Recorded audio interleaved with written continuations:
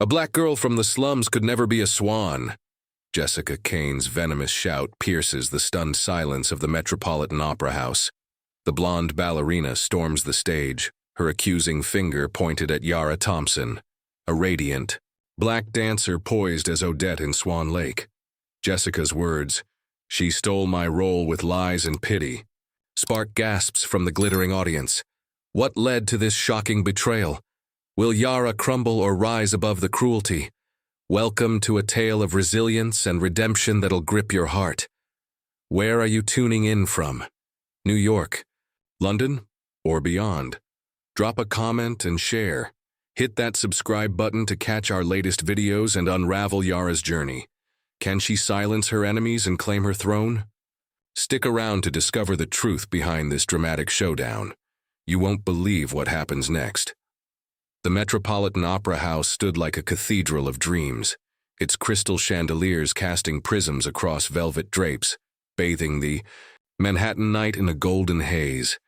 Inside, the air thrummed with anticipation, a symphony of rustling programs and hushed whispers.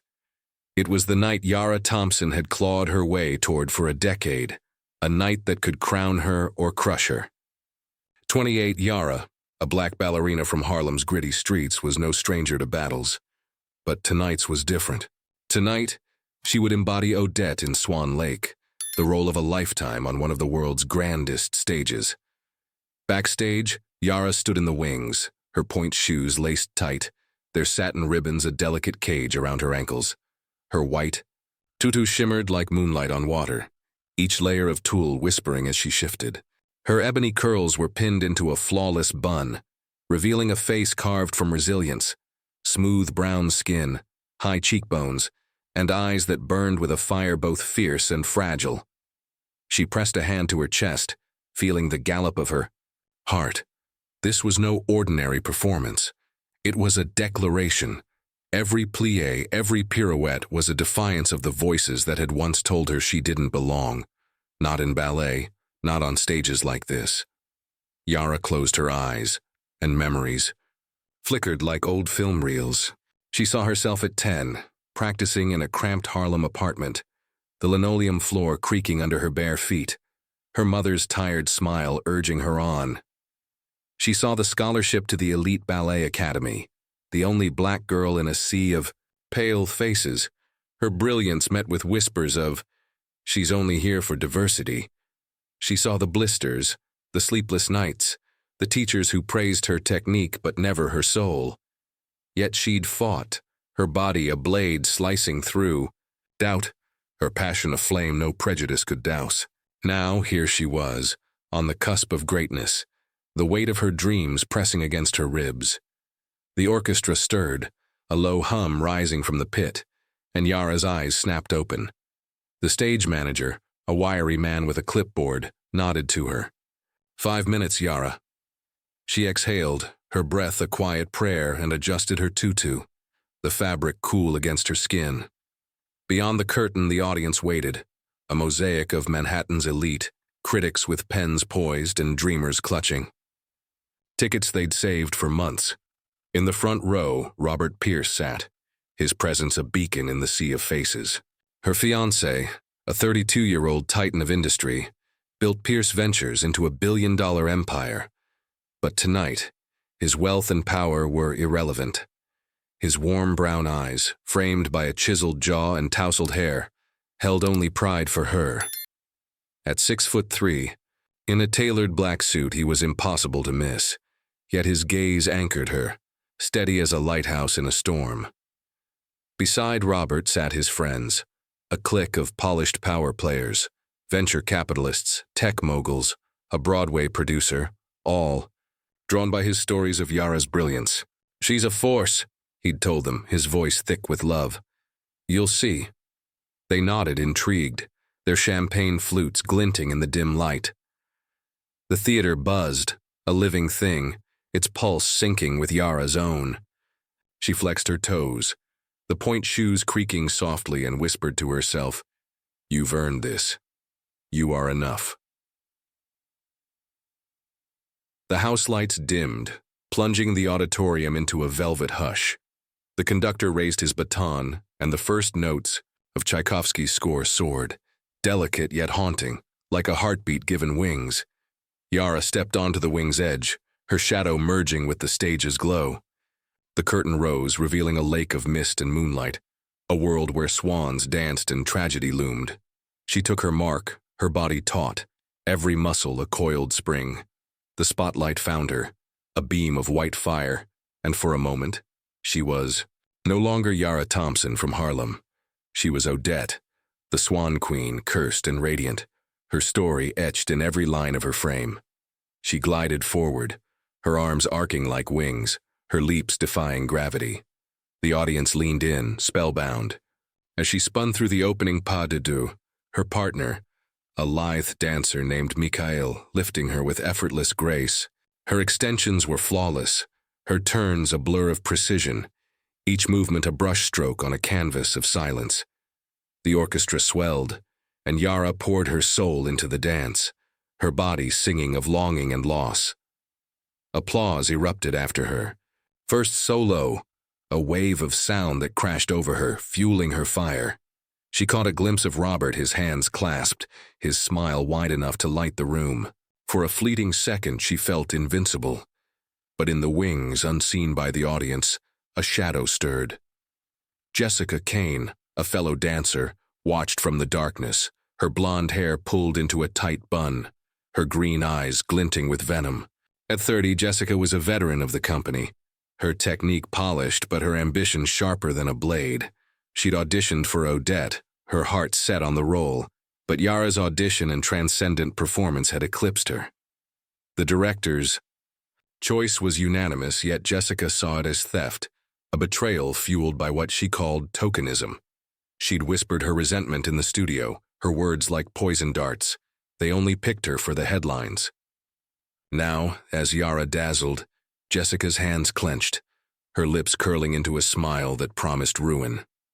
Yara, oblivious, swept through the second act, her body a vessel for the music. She leaped, her silhouette a fleeting poem against the backdrop, and landed with a softness that belied her strength.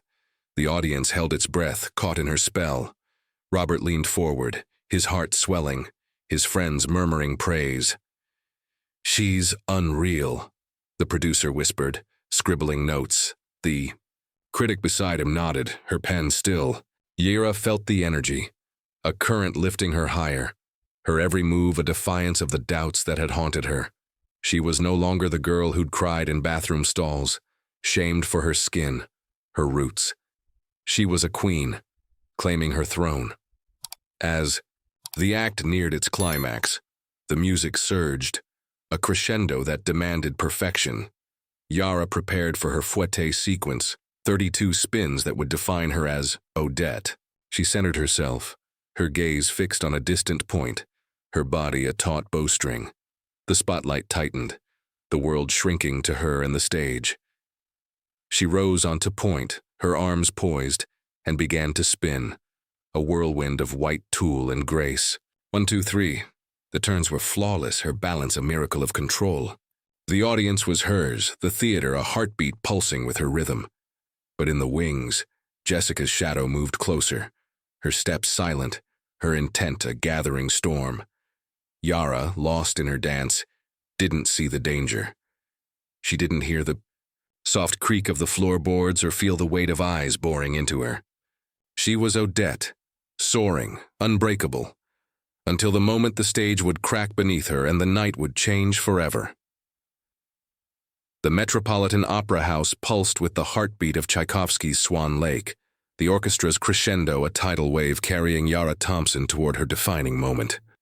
She stood center stage, a vision in her white tutu, her brown skin glowing under the spotlight's fierce embrace. Her body was a marvel, each turn a defiance of gravity, her ebony curls pinned tight, her eyes locked on an invisible horizon. The audience, a sea of rapt faces, held its breath, caught in the spell of her grace. In the front row, Robert Pierce, her fiancé, leaned forward, his Billionaire's poise softened by awe, his warm brown eyes tracing every arc of her arms. His friends, Manhattan's elite, whispered praise. their champagne flutes forgotten. 10. Spins 12, 15. Yara was a whirlwind, her point shoes a blur, the stage her kingdom. The music soared, urging her on, and she felt the world shrink to this moment, this dance, this truth. She belonged here, but the wings, cloaked in shadow, harbored a serpent. Jessica Kane, her fellow dancer, had crept closer, her green eyes glinting with malice, her blonde bun stark against the darkness. Yara's triumph in the audition, her raw transcendence, had been a wound Jessica couldn't forgive. She'd festered in resentment, her whispers in the studio venomous. She's only here to check a box. Now, as Yara spun, Jessica saw her chance. A moment to shatter the Swan Queen before the world. On the 17th spin, the stage shuddered. Jessica burst from the wings, her rehearsal leotard askew, her face a mask of fury. The orchestra faltered, notes stumbling as she stormed center stage, her voice a screech that cleaved the air. She stole my role, Jessica shouted, pointing a trembling finger at Yara. A black girl from the slums. How can she be the Swan? The words landed like a whip, raw and vicious, slicing through the theater's reverence. Yara froze mid-turn, her balance wavering, her point shoes scraping the floor. The spotlight burned, pinning her in place, her tutu a fragile halo around her trembling frame.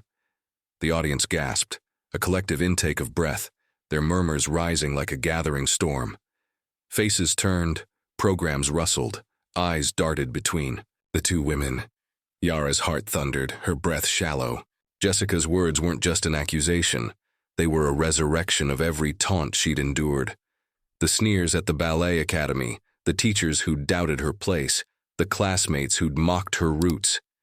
Yet she stood tall, her dancer's poise a shield, her dark eyes blazing with a fire that refused to gutter. Jessica pressed closer, her voice a poisoned dart. "You don't belong here," she spat, her blonde hair loosening from its bun, strands wild in the spotlight. "You seduced the director, played the victim card and stole Odette from me. You're a fraud and everyone knows it."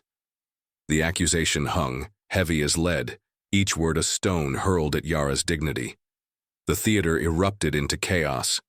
Some audience members booed, their voices sharp with outrage, while others whispered, confusion rippling through the rows. A critic in the balcony scribbled furiously, sensing a scandal. Robert's friends exchanged stunned glances, their murmurs drowned by the crowd's unrest. Yara's partner, Mikhail, stood frozen at the stage's edge, his hands clenched, unsure whether to intervene. The conductor lowered his baton, the orchestra falling silent, the music's absence a void that amplified Jessica's venom. Yara felt the weight of 1,000 eyes, each one a judgment, each one a challenge. Her knees trembled, but she forced them still, her jaw tightening. She was Odette, cursed yet unbroken, and she would not crumble. Drawing a breath, Yara stepped forward, her voice low but clear, cutting through the din like a bell. "Jessica," she said, each syllable deliberate, "I earned this role. I trained until my feet bled and passed every audition fairly. You were there. You saw it." Her words were a lifeline, a plea for truth in a storm of lies. The audience quieted, straining to hear, some nodding in support, others skeptical. Jessica laughed, a harsh, jagged sound, her green eyes glinting with cruelty. "Fair?" she mocked, turning to the crowd. "She's a liar. They picked her for headlines.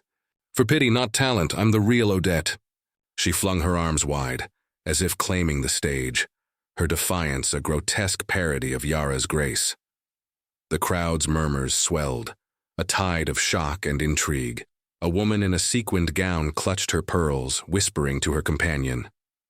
A teenager in the mezzanine pulled out her phone, recording the spectacle. Yara's chest tightened, memories of past humiliations flooding back, the milk cartons thrown in high school, the Snickers in ballet class. But she was no longer that girl. She was a queen forged in fire, and she would not let Jessica's poison define her. She opened her mouth to respond, but before she could, a figure rose from the front row, his presence a thunderclap in the chaos. Robert Pierce strode toward the stage, his tailored black suit a stark contrast to the theater's opulence. At 6'3", he moved with the authority of a man who reshaped industries, his chiseled features taut with fury. The crowd parted, their whispers fading as he climbed the steps, his brown eyes locked on Jessica. "Enough!" he roared, his voice a gavel striking silence.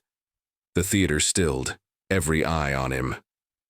"Yara is the most extraordinary dancer I've ever seen," he said, his tone steel-wrapped in velvet.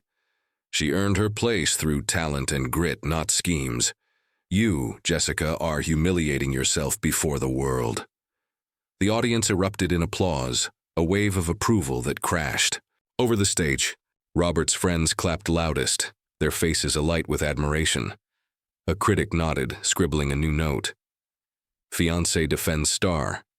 Yara's heart steadied at Robert's words, his love a fortress around her. She met his gaze, her dark eyes shimmering with gratitude, her poise returning like a tide. Jessica, however, sneered, undeterred. "Oh, please," she hissed, her voice dripping disdain. "You're just her rich savior, buying her spotlight." She turned to the crowd, her smile venomous. "This isn't over." With a final glare at Yara, she spun on her heel and stormed off, her footsteps echoing in the stunned silence. The stage manager rushed forward, his clipboard trembling. "We're pausing the performance," he announced, his voice shaky.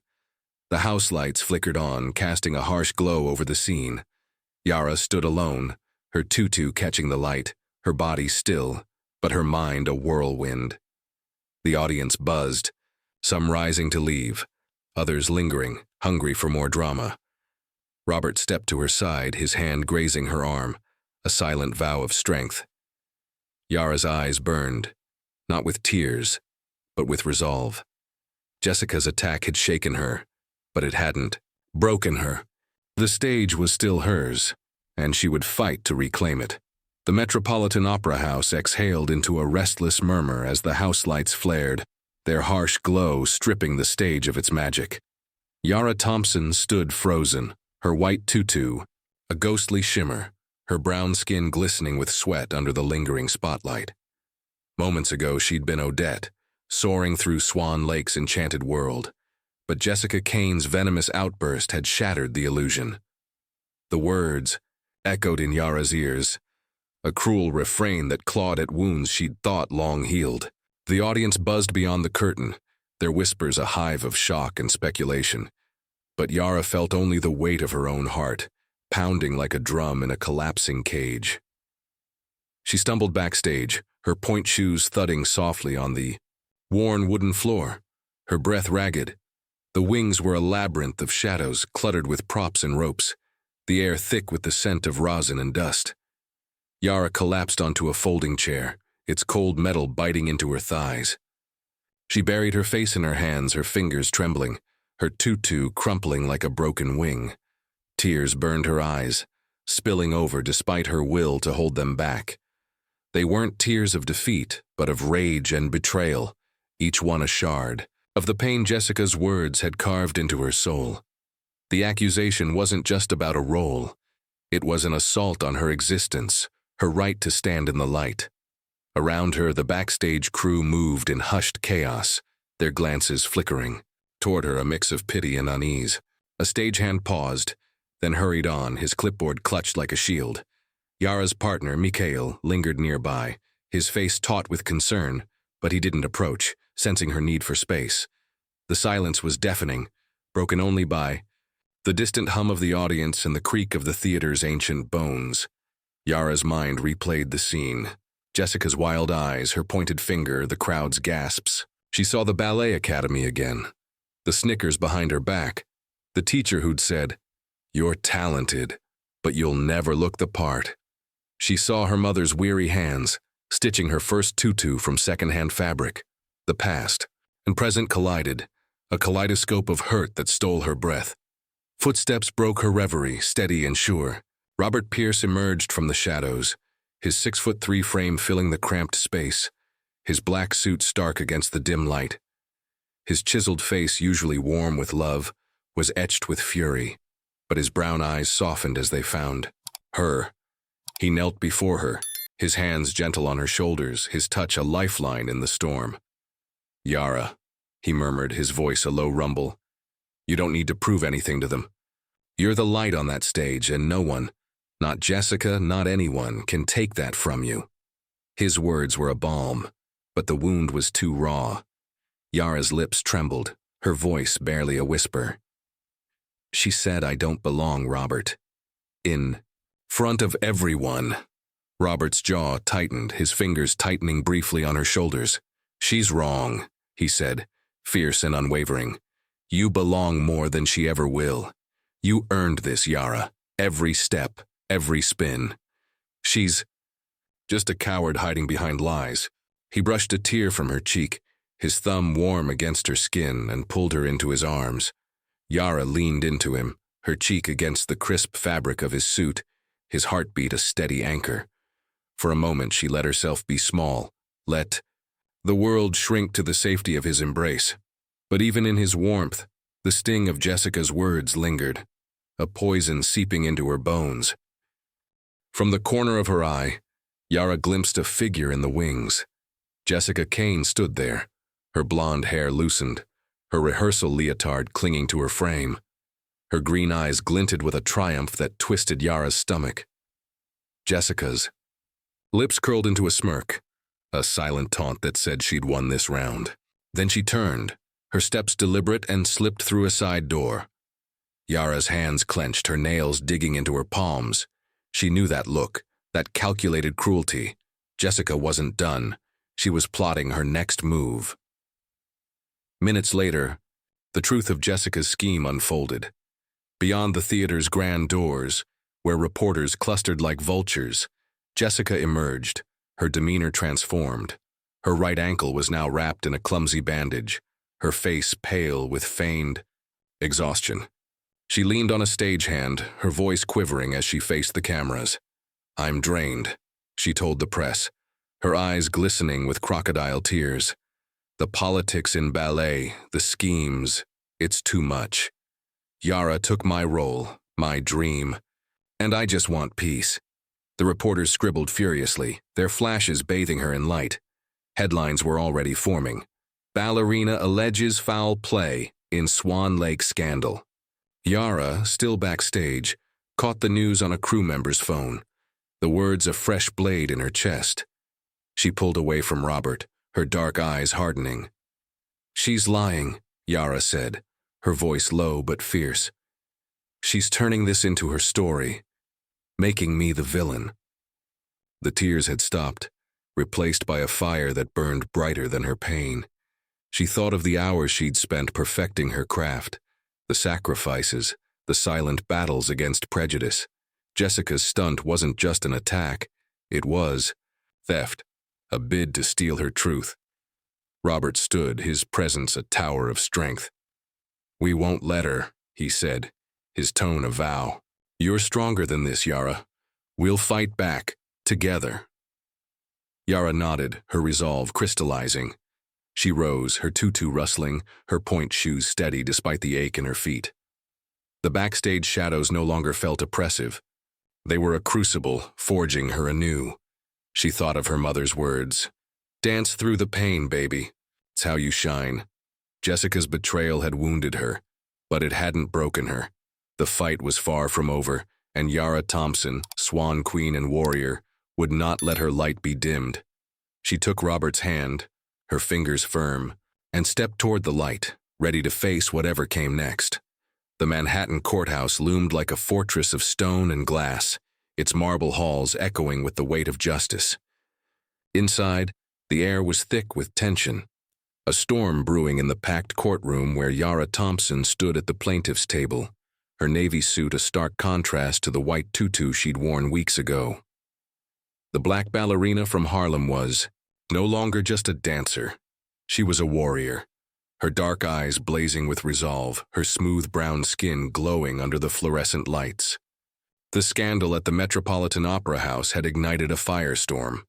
Today she would reclaim her truth, not on a stage, but before a judge, a jury, and a world watching with bated breath. Yara's hands rested on the table, steady despite the pulse hammering in her veins. Beside her stood Eleanor Hayes, her lawyer, a sharp-eyed woman whose silver-streaked hair and tailored blazer exuded authority. Across the room, Jessica Kane sat at the defendant's table, her blonde hair pulled into a demure ponytail, her pale green dress a calculated mask of innocence. The bandage on her ankle, a prop from her tearful press conference, was gone, but her face bore the same feigned fragility, her green eyes darting to the reporters crammed in the gallery. The crowd buzzed, critics, ballet fans, activists, each whispering a thread in the tapestry of anticipation. In the front row, Robert Pierce, Yara's fiancé, sat tall, his 6'3" frame radiating quiet fury, his brown eyes locked on her with unwavering pride. The judge, a stern woman with wire-rimmed glasses, banged her gavel, silencing the room. "We are here to address the plaintiff's claims of defamation and slander," she declared, her voice a blade cutting through the hum. Yara's lawsuit against Jessica was no mere legal spat. It was a reckoning, a chance to dismantle the lies that had painted her as a schemer who'd stolen the role of Odette. Eleanor rose, her presence commanding. "Your Honor, my client Yara Thompson was publicly humiliated by the defendant's baseless accusations," she began. "Jessica Kane not only slandered her but weaponized her race and background to discredit her hard-earned success." Yara took the stand, her steps measured, her navy suit accentuating her dancer's grace. Under oath, she spoke, her voice clear, each word a hammer forging her truth. "I've loved ballet since I was a child in Harlem," she said, her eyes sweeping the jury. "I practiced on cracked linoleum, taught myself from library books. I earned a scholarship to the top academy, trained until my feet bled, and won the role of Odette through fair auditions." Her voice wavered, not from fear but from the weight of memory. "Jessica's lies, calling me a fraud, saying I used my race to steal her role, didn't just hurt me. They attacked every dream I've fought for." The jury leaned in, some nodding, their faces softening. A reporter scribbled furiously, her pen a metronome in the silence. Eleanor's next move was a masterstroke. "Ms. Thompson is more than a dancer," she announced, her voice rising. "She's a philanthropist, quietly amassing millions through investments and inheritance, funding arts programs, including the very ballet company Jessica Kane works for." Gasps rippled through the room. Robert's lips twitched, a flicker of pride. Eleanor projected documents onto a screen, bank records, donation receipts, letters from grateful non-profits. "Yara never flaunted her wealth," Eleanor said. "She let her talent speak, but Jessica exploited her humility, painting her as a charity case." The jury's eyes widened, their skepticism shifting toward Jessica, whose composure faltered, her fingers twisting in her lap. Eleanor unveiled damning evidence, a grainy video from the ballet studio showing Jessica deliberately tripping Yara during a rehearsal, her smirk caught in stark clarity. Emails followed, projected for all to see, where Jessica bragged to a friend, "I'll make sure Yara regrets taking my spotlight." Witnesses, 2 dancers from the company, took the stand, their voices trembling but firm. Their testimony confirms Jessica's pattern of bullying, her taunts about Yara's race and her sabotage in the studio. A doctor testified last, debunking Jessica's injury, revealing her bandaged ankle as a theatrical ruse. The courtroom buzzed, the tide turning, Jessica's lies unraveling like a poorly stitched seam. Jessica's defense was desperate. Her lawyer, a sweaty man in a cheap suit, presented text messages claiming Yara had threatened her. But Eleanor dismantled them, proving the messages were doctored, timestamps manipulated. Jessica's sole witness, a nervous dancer named Claire, crumbled under cross-examination, admitting Jessica had pressured her to lie. Jessica took the stand, her voice quivering, her eyes darting. "I was stressed," she claimed, tears welling. "I didn't mean to hurt her. I just wanted my chance." But her words rang hollow, her performance unconvincing against the mountain of evidence. The jury's faces hardened, their trust in her eroded. Yara watched, her heart a steady drum. She thought of her mother, her sacrifices, the nights she'd danced through pain. She thought of Robert, his hand grazing hers before the trial, his whisper, "You're unstoppable." The courtroom was her stage now, and she would not falter. As Jessica stepped down, her head bowed, Yara felt a shift, a clarity born of struggle. The truth was her spotlight, and it burned brighter than any lie. The judge called a recess, the gavel's crack a thunderclap. Yara stepped outside, Robert at her side, the courthouse steps swarming with reporters.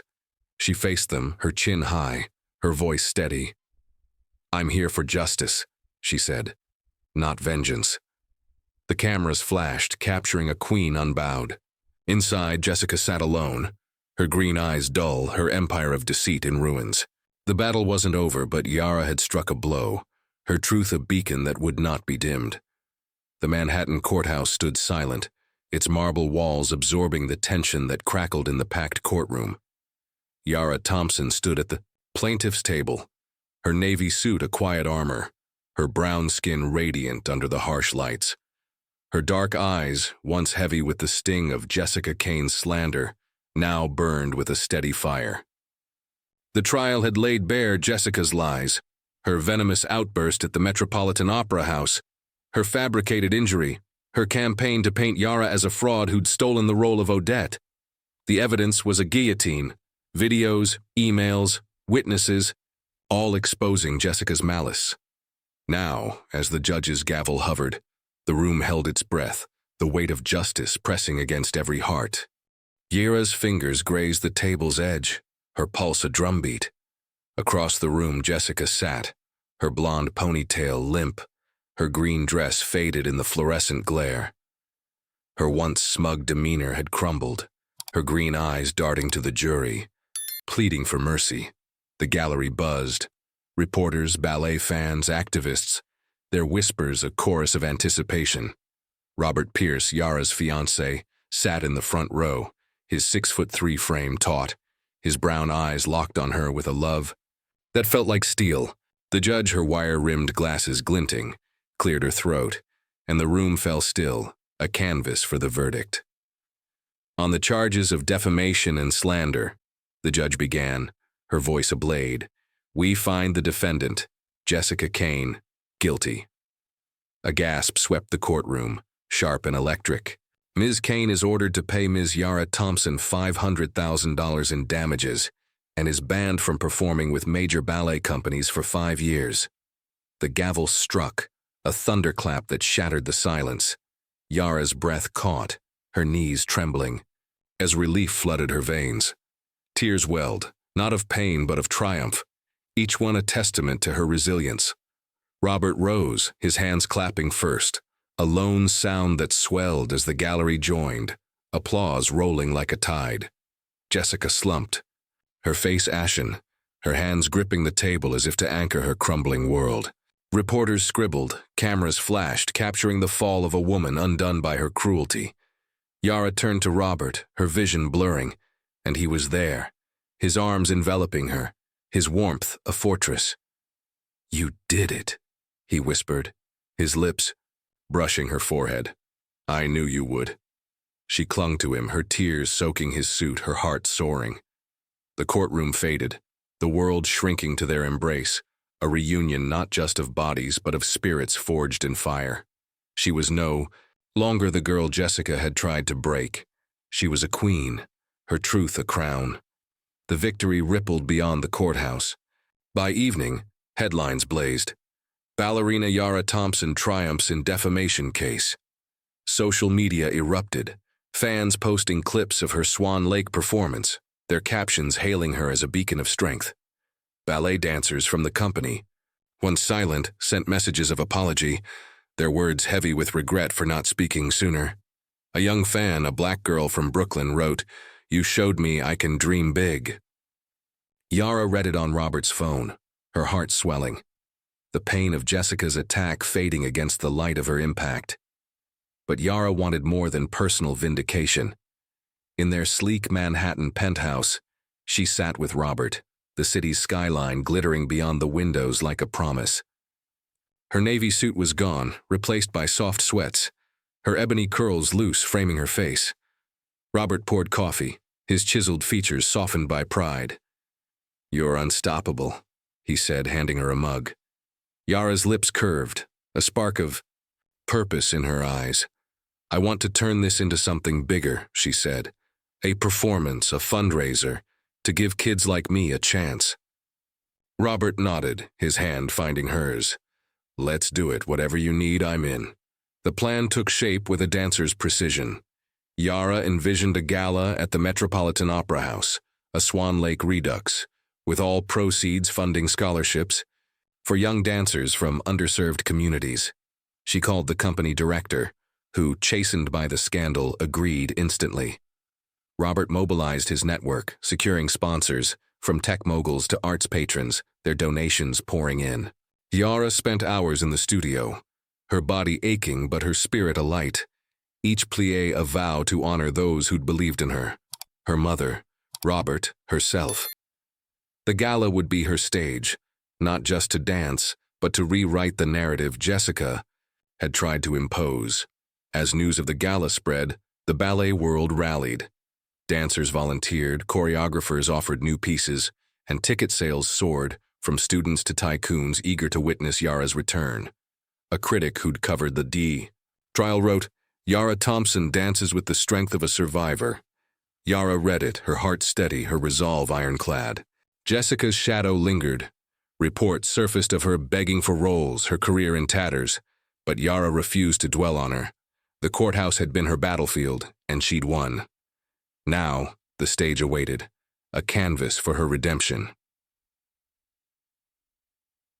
The penthouse, Yara stood by the window, Manhattan's lights a mirror to her fire. Robert joined her, his arm slipping around her waist. "You're going to change lives," he murmured, his breath warm against her ear. She leaned into him, her smile a quiet vow. "We're going to change lives," she corrected, her voice steady. The city roared below, but here they were untouchable, a king and queen ready to transform pain into purpose. The gala loomed, a beacon of hope, and Yara Thompson, swan queen and warrior, was ready to soar. The Metropolitan Opera House shimmered under a Manhattan moon, its crystal chandeliers casting a constellation of light across the velvet-draped auditorium. 3 months had passed since the courtroom verdict that crowned Yara Thompson's truth, dismantling Jessica Kane's lies and restoring the ballerina's name. Tonight, the stage was hers again, not for vengeance, but for a purpose greater than herself. The air thrummed with anticipation, a symphony of hope and redemption, as the sold-out crowd, tycoons, students, dreamers, settled into their seats, their whispers a hymn to her resilience. Backstage, Yara stood in the wings, her white tutu a cascade of moonlight, her point shoes laced tight, their satin ribbons a quiet vow. Her ebony curls were pinned into a flawless bun, her brown skin glowing, her dark eyes alight with a fire that had survived betrayal.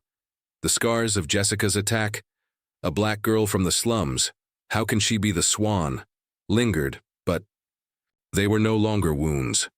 They were battle marks, proof of her strength. She flexed her toes, the familiar ache a reminder of the years she'd danced through pain, from a cramped Harlem apartment to this hallowed stage. Tonight, every step would be a gift to those who, like her, dared to dream beyond their circumstances. The house lights dimmed, plunging the theater into a velvet hush. In the front row, Robert Pierce sat, his 6'3" frame commanding in a tailored black suit, his brown eyes locked on the stage with unwavering pride. His billionaire's polish was softened by love, his presence a lighthouse for Yara. Beside him, his friends, tech moguls, arts patrons, leaned forward, their faces bright with expectation. The orchestra stirred, Tchaikovsky's haunting notes rising like a tide, and Yara took her mark, her heart a steady drum.